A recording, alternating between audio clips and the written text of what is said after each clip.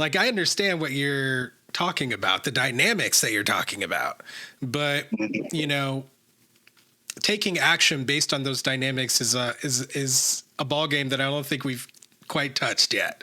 And so, yeah, the question is, like, that's why I stay in my lane, you know, Sam. Like, my lane is, you know, what I feel like I can contribute at this time is I can force people into a choice, into a choice of anti-racism or not, and force people to recognize what that choice means for them individually and as a member of the human race and as Americans and as whatever else. That's what I can do.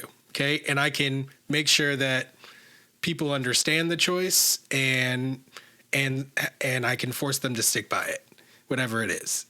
That to me, that's the limit of what I could do with my current means. Of course, I'm trying to increase that and create more opportunities to do it, you know, travel and do it. But yeah, that's what I'm working on. So what you're talking about is like some next level action that would take all kinds of resources and organizing and individuals and groups involved. And I guess I want to ask you, like, do you have an interest in doing that kind of organizing work, or do you see, would you rather join a team already kind of moving in the direction of independence that you were talking about? So, interesting question to ask, because I've tried doing it on my own, and every time I speak out against, I feel as though maybe it's like being blacklisted or blackballed. And because of maybe the type of work that I used to do in the past, I feel like doing it on my own has been very challenging because I'm the type of person who doesn't really have a lot of filters.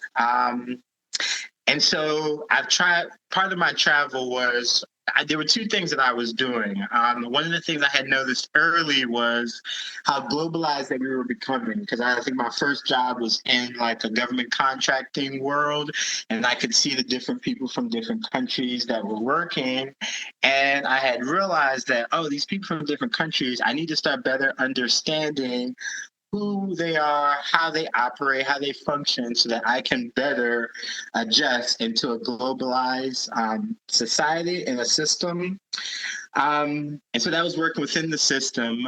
But then I started realizing when you work within government, between the different administrations and political appointments and policies and the attempts to change from within, and giving the ear to those who have the means before the administration shifts can be quite difficult. And there are very much entrenched interests that make it very difficult to change within the hierarchical org charts of how organizations are structured in government. So my travel was hopefully trying to find elements of those who existed that were, I guess, challenging the system as well. So I can kind of build like a globalized international base. But then once I got blocked on social media for expressing my views after the, I guess, the insurrection when Trump tried to steal the election, I started realizing how much control that they had. And I was like, so I have 1 million followers. They block my account, and then no longer do I have the message. They either reset me. It takes me a while to build back up. And I started feeling like I was giving them too much control in essence. And so I wanted to find a more grassroots element. But I just haven't found organizations that seem to be challenging them directly.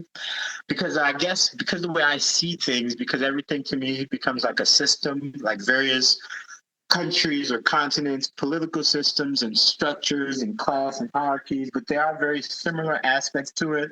Like if you take an immigration debate in Europe, you can relate it to an immigration debate here or how minorities are treated. And so I'm thinking now, I'm at the point where working within an organization would be better. Just having more resources availability, like working with the AI is great because like you can create so much with it, but then it's like, all right, but then how do you take these into actionable plans, which then requires a team and marketing and all these other factors, or shows like yours to be able to spread the message. So it's not just my 15, 20 years traveling the world. I've been documenting, I've been writing, and I've been doing all of these things, probably 20 or so journals, thousands of writings and pictures. And then it's like, okay, but then what do I do with all of this? Because it's like a repository of all of this information and experiences gathered with social media platforms using algorithms to ensure that messages like mine don't get out so that Black people stay in line, or immigrants or the others stay in line and don't spread their mindset beyond the confines of the society that they're conditioned in. And I think that's what I typically represent. Thanks for watching. For access to the full-length conversation and all of the 2-hour-long unedited conversations that I've had on race, click the support link in the description below. Thanks for your support, and see you next time.